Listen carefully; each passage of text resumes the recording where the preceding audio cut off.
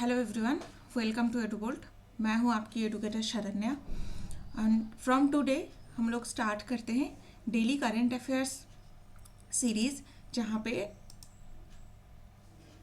हर दिन की जो करेंट अफेयर्स होती है, जो यूपीएससी के लिए इम्पोर्टेंट है, वो करेंट अफेयर्स हम अंडरस्टैंड करने की कोशिश करेंगे इन शॉर्ट वीडियोस। तो आज के लिए न्यूज़ क्या था? 2 फरवरी वाज वर्ल्ड वेटलैंड डे। तो पंजाब में क्या हुआ है कि माइग्रेटरी बर्ड्स की जो नंबर्स होते हैं वो कम हो रही है suddenly because of other threats. तो इसके बारे में डिटेल्स में पढ़ लेते हैं। तो first thing is first, wetlands in India. Wetlands होता क्या है? तो वेटलैंड्स 2 फरवरी एनुअली वर्ल्ड वेटलैंड डे है, इसको हमें याद रखना है। क्यों? To spread awareness about the conservation of one of the most critical ecosystems of the planet. तो ये क्रिटिकल क्यों है, इसके बारे में भी हमें पता चलेगा। तो दिस ईयर इस 2025 का थीम क्या है? Protecting wetlands for our common future. और इनमें से तमिलनाडु में सबसे ज़्यादा वेटलैंड्स है, 20 वेटलैंड। ठीक है। तो वर्ल्ड वेटलैंड डे पे मोस्टली जो वेटलैंड्स होते हैं उसको न्यू वेटलैंड ऐड किया जाता है। तो इंडिया में भी ये ऐड किया गया है। जैसे अभी लास्ट 4 ऐड हुई है, उसके बाद टोटल नंबर इंडिया में है 89। इनमें से कौन कौन सा है? उधवा लेक ऑफ झारखंड, सिक्किम में खेचीपेरी लेक, तीर्थंगल एंड सक्कराकोट्टाई, ये दोनों तमिलनाडु के वेटलैंड है। Park straight and gulf of Mannar, ये जो एरिया है यहाँ पे सिचुएटेड है। एंड इसके साथ साथ उधवा लेक और सिक्किम का खेचीपेरी लेक, ये दोनों झारखंड एंड सिक्किम का फर्स्ट वेटलैंड है, इसलिए इसको याद रखना है। These are the first Ramsar sites of Sikkim and Jharkhand. तो इसको रामसर साइट की तरह डिजिग्नेट कर दिया गया है। तो आप पढ़ते हैं वेटलैंड होता क्या है। Wetlands are regions covered by water either perennially और seasonally such as marshes and lakes. तो पेरिनियली या फिर पेरिनियली कैसे होता है? लेक्स जहाँ पे वाटर कवर्ड रहता है, एंड सीजनली जहाँ पे कुछ कुछ टाइम पे वाटर रहता है, जैसे रेनी सीजन में हो सकता है। They are like marshes. तो they are vital reservoirs of biodiversity, aid water conservation, provide habitat for numerous migratory birds. तो this is very important because migratory birds, aquatic species and plant life के लिए wetlands बहुत important है। They help recharge ground water, control flood and support fisheries and local communities. तो local community किस तरीके से support करते हैं? जैसे लास्ट बजट के वीडियो में ही हमने बात किया है कि बिहार में मखाना बोर्ड फॉर्मेशन की बात हो रही है। तो मखाना कहाँ पे हार्वेस्टिंग होते हैं? लेक्स या फिर वेटलैंड्स में, बिकॉज फॉक्सनट्स जो होते हैं वो कहाँ पे बनते हैं? एक्वाटिक प्लांट से, राइट। तो अब ये मखाना अब सुपर फूड की तरह इंडिया अगर एक्सपोर्ट करता है तो वो लोकल कम्युनिटी को भी तो हेल्प होगा प्राइसिंग बनाने में, मार्केटिंग में, उसके प्रोसेसिंग में, स्किल डेवलपमेंट में, ये सब में लोकल कम्युनिटी को इंक्लूड किया जाएगा। तो actually wetland different different ways में कम्युनिटीज़ को हेल्प करते हैं। इकोलॉजिकल इम्पैक्ट है, क्लाइमेटिक इम्पैक्ट है, फ्लड या फिर डिजास्टर में इम्पैक्ट होता है, वो डिजास्टर को एब्जॉर्ब करता है, फ्लड एब्जॉर्ब कर लेते हैं। फिशरीज एक बहुत इंपॉर्टेंट पार्ट है। Wetlands are important carbon sinks, meaning they absorb more carbon from the atmosphere than release. तो ये याद रखना है कि wetlands are very important carbon sinks. Carbon sink क्या होता है कि the areas that can absorb carbon from atmosphere than they release. तो जितना कार्बन रिलीज करता है वेटलैंड, उससे ज़्यादा वो एब्जॉर्व कर लेते हैं। तो ये वेटलैंड का डेजिग्नेशन या फिर रामसर साइट का डेजिग्नेशन आया कहाँ से? तो ईरान में 1971 में रामसर करके एक जगह है, वहाँ पे फर्स्ट टाइम एक कन्वेंशन हुआ था टू प्रोटेक्ट द वेटलैंड्स। तो इसी को रामसर कन्वेंशन कहा जाता है। और यहाँ पे डेफिनेशन ऑफ वेटलैंड्स क्या था, या areas of Marsh, fan, Peatland और वाटर, वेदर नेचुरल और आर्टिफिशियल। तो मैनमेड भी हो सकता है, नेचुरल भी हो सकता है, परमानेंट हो सकता है, टेम्पोरेरी हो सकता है। वाटर स्टैटिक हो सकते हैं, फ्लो कर सकते हैं। स्टैटिक कैसे, खेची पेलरी लेक है। फ्लोइंग कैसे है, जो कवर ताल था मियांडरिंग की वजह से फॉर्म होती है, तो फ्लो कर सकती है, स्टैटिक हो सकता है। फ्रेश वाटर का हो सकता है, ब्रैकिश वाटर हो सकता है, सॉल्ट वाटर भी हो सकता है। तो फ्रेश वाटर का जैसे खेची पेलरी लेक है, ब्रैकिश वाटर का वितरकनिका है, एंड सॉल्ट वाटर का लेगुन्स हो सकते हैं। Including areas of marine water the depth of which at low tide not exceed 6 metres.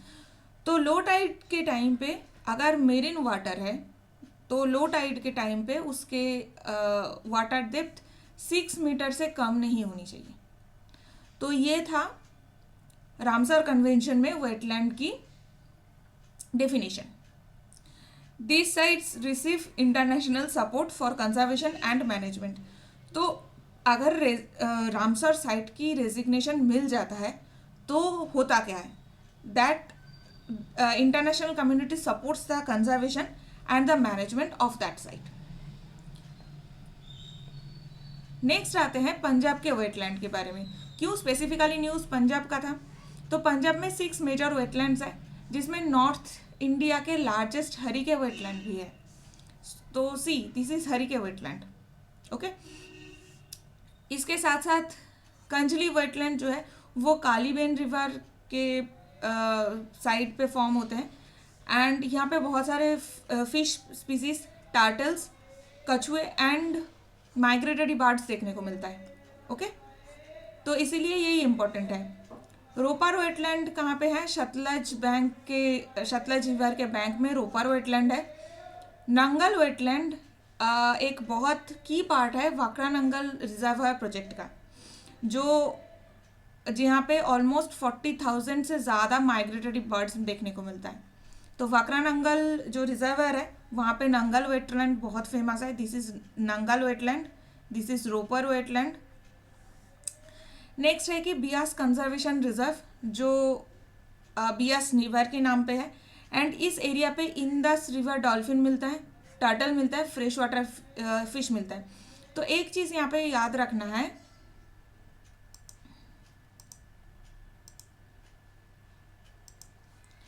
कि ये जो बियास कंजर्वेशन रिजर्व है, तो ओनली इंदस एंड बियास, ये कुछ रिवर्स में बियास इंदस वाटर डॉल्फिन मिलता है। ये इंदस वाटर डॉल्फिन इंदस के हर एक ट्रिब्यूटरी पे नहीं मिलता है। तो बियास एक ऐसा रिवर है जहाँ पे मिलता है, and this is very important because Indus river dolphin के भी रिसेंटली जो है कंजर्वेशन को लेके बहुत ज़्यादा न्यूज़ था। नेक्स्ट आते हैं Ranjit Sagar wetland, that is formed after the creation of Ranjit Sagar dam in Ravi river. तो ये कहाँ पे है, रावी रिवर के ऊपर है रंजीत सागर डैम। और ये कब बनाया गया था, वेटलैंड कब बना, जब डैम बना उसके बाद। तो दीज आर मैनमेड लेक। तो हरिके वेटलैंड ये भी मैनमेड है, रोपर वेटलैंड ये भी मैनमेड है, नंगल ये तो है ही वाकरा नंगल प्रोजेक्ट के अंदर है, रंजीत सागर वेटलैंड भी मैनमेड है, और ये रावी रिवर के ऊपर है। यहाँ पे ऑटर्स, सी ऑटर्स देखने को मिलता है, एंड माइग्रेटरी बर्ड्स होते हैं। ऑटर्स क्या होते हैं, एक टाइप के एक्वाटिक मैमल्स होते हैं, छोटे छोटे मैमल्स हैं। तो ये कुछ कुछ चीज़ पंजाब के वेटलैंड के बारे में याद रखना है। तो वेटलैंड के मेजर थ्रेट्स क्या है, mostly they are manmade factors.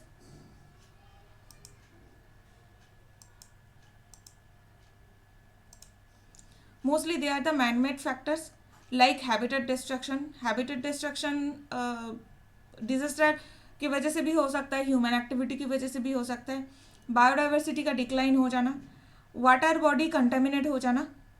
Water body में अगर इंडस्ट्रियल डिस्चार्ज आएगा, अगर डोमेस्टिक डिस्चार्ज आता है, तो उसकी वजह से वाटर जो आसपास की वेटलैंड है वो कंटामिनेट होता है, ओके। नेक्स्ट है कि इलीगल सैंड माइनिंग इन रिवर बेड्स। तो अभी तक पंजाब में हमने क्या क्या पढ़ा है, रवि रिवर पे वेटलैंड है, बीएस रिवर पे वेटलैंड है एंड सतलज रिवर पे भी वेटलैंड है। तो वो सारे रिवर बेड से अगर इलीगल सैंड माइनिंग होता है तो वेटलैंड के ऊपर भी उसके इफेक्ट आते हैं।